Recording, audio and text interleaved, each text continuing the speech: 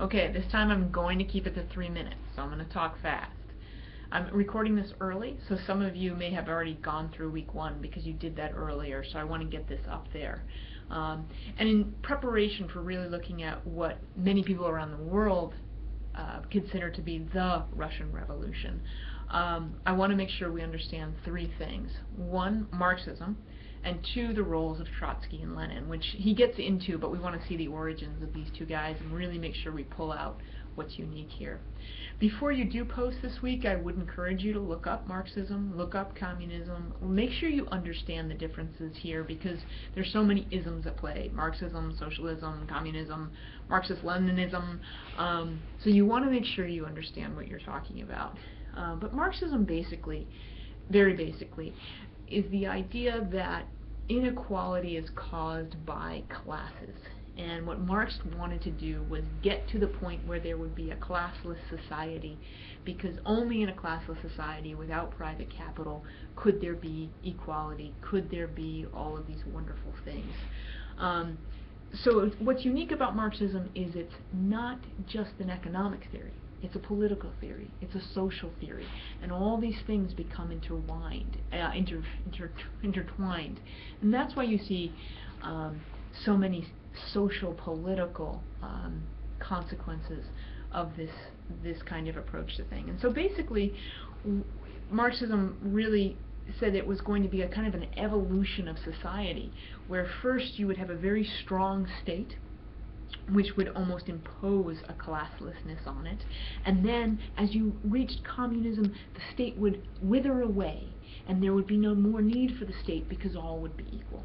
The ultimate irony, of course, of this progression is that it never actually happened, and then instead what you created was an uber state, usually with a totalitarian wacko at the top and a very, very small, powerful elite.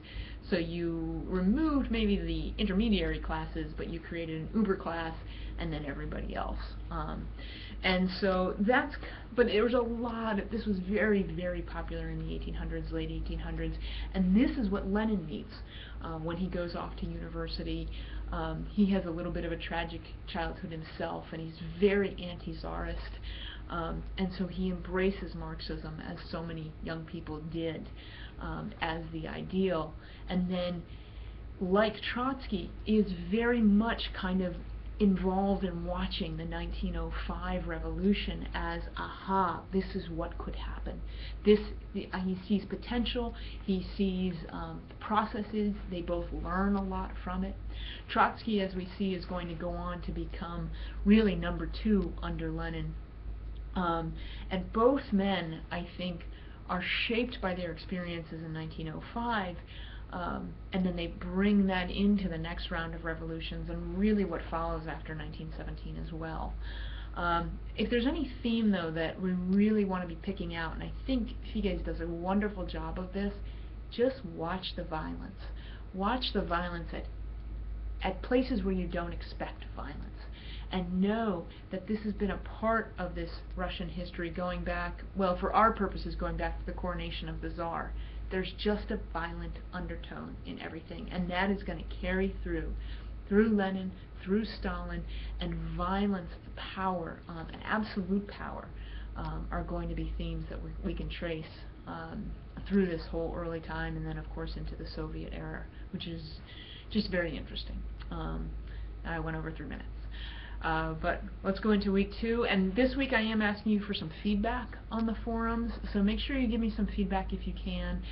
All of that is anonymous, and then I'm asking you, I think, for a little bit of just general feedback. What would you like to be different? What would you like to be the same? Alright, thanks so much.